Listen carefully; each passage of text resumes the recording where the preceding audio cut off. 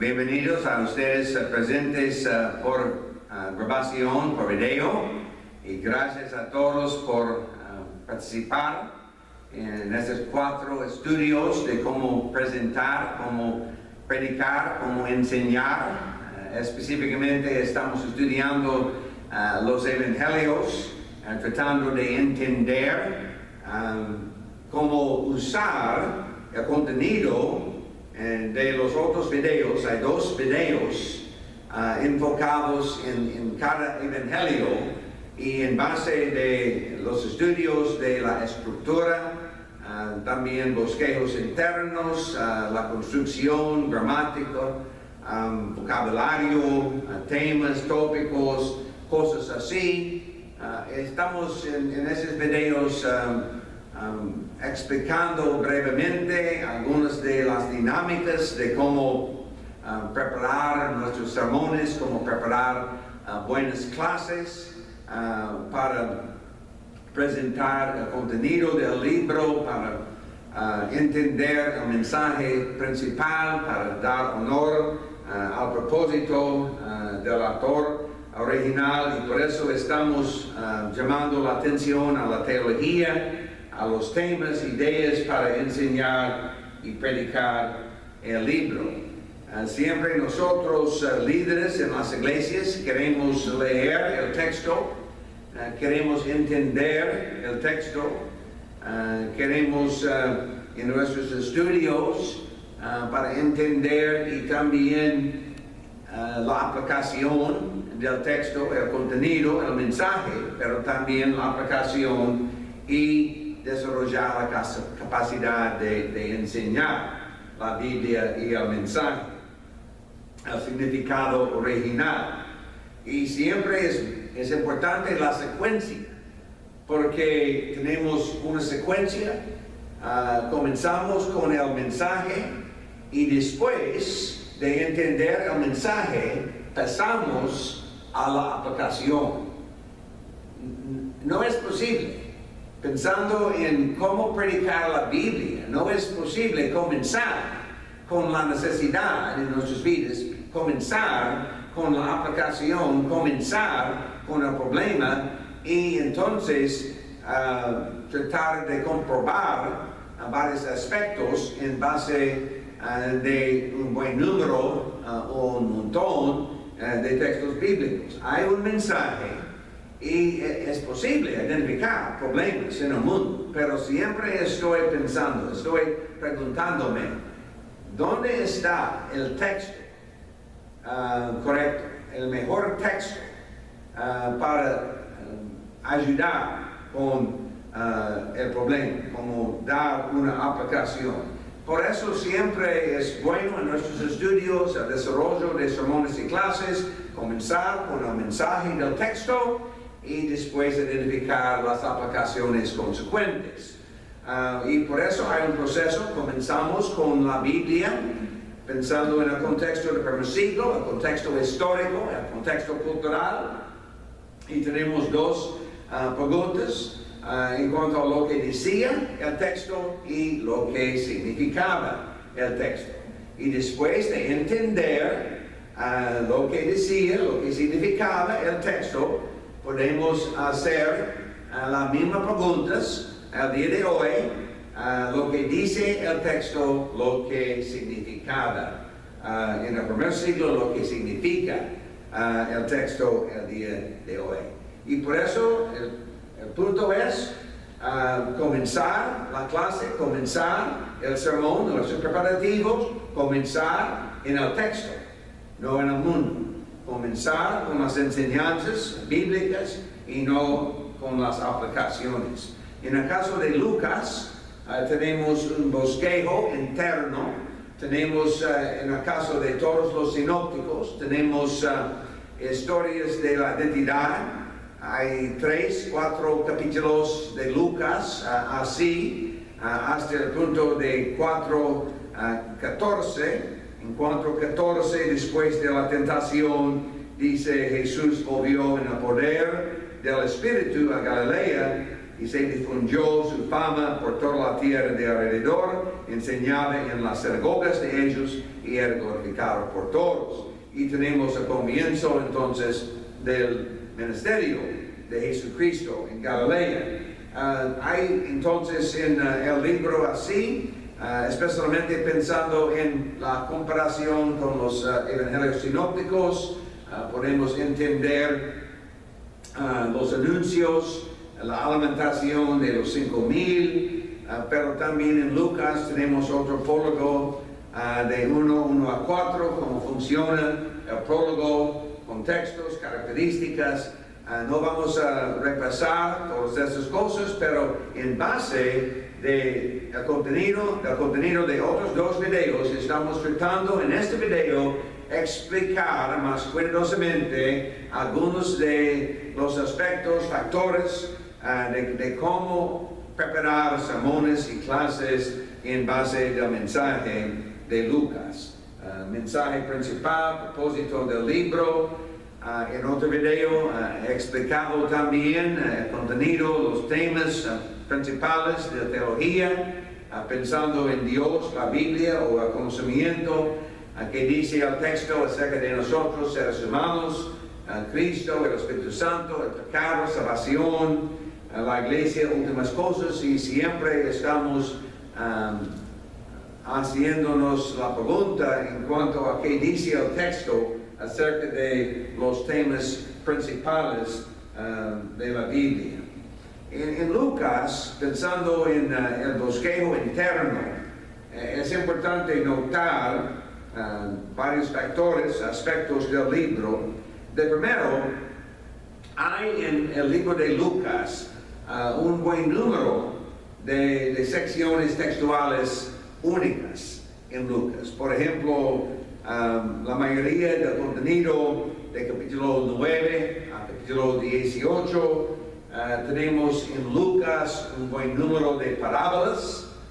Es interesante tratar de entender el mensaje de Lucas en base de las parábolas.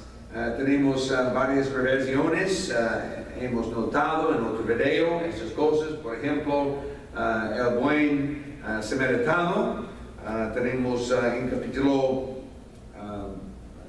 10 el buen samaritano. También tenemos el rico insensato, de 12-13 en adelante. Tenemos 2 hijos, el rico y Lázaro. Tenemos el samaritano agradecido, y hay varios otros encuentros, varias otras parábolas, así el siervo vigilante, el siervo infiel, capítulo 10 y 6 también, la parábola del mayordomo infiel. Todas estas cosas nos presentan la oportunidad de explicar la nueva dinámica del reino con la inclusión de los gentiles. Tenemos un evangelio judío, pero tenemos los destinatarios griegos o gentiles.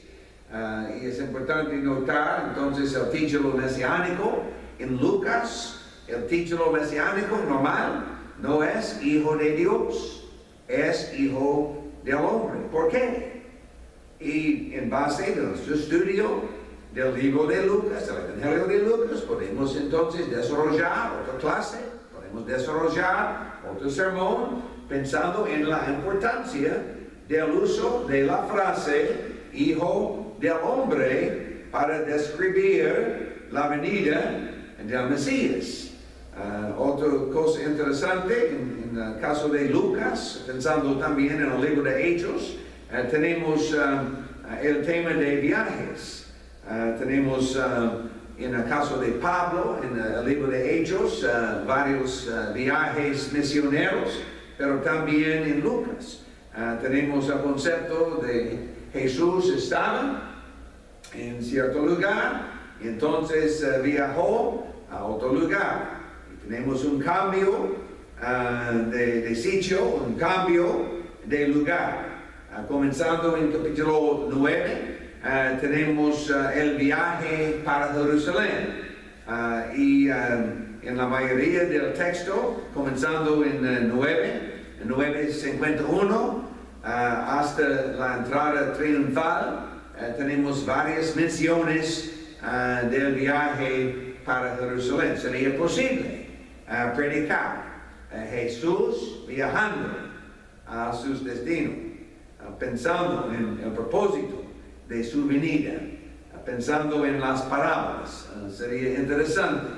3, 4, 5 parábolas, enseñanzas, encuentros, pensando en el viaje para Jerusalén. Y por eso estoy tratando de sugerir algunas cosas nuevas. No queremos cambiar el texto, pero para presentar a nuestros oyentes el contenido del texto, debemos entender qué dice el texto y qué significa el texto. Este es el punto. Antes también llamé la atención a Lucas 3, 1-3. Me gusta predicar un sermón comenzando en 3, 1-3, pensando en la tendencia de pensar de las cosas principales del mundo. Están en nuestras ciudades, en nuestros gobiernos, varias otras cosas de mucha noticia en el mundo, pero siempre Dios estaba trabajando entre las personas menos visibles, y es interesante notar cosas así. Pensando en varios temas o varios aspectos del contenido, la construcción del libro, tenemos comenzando en capítulo 1, historias de identidad.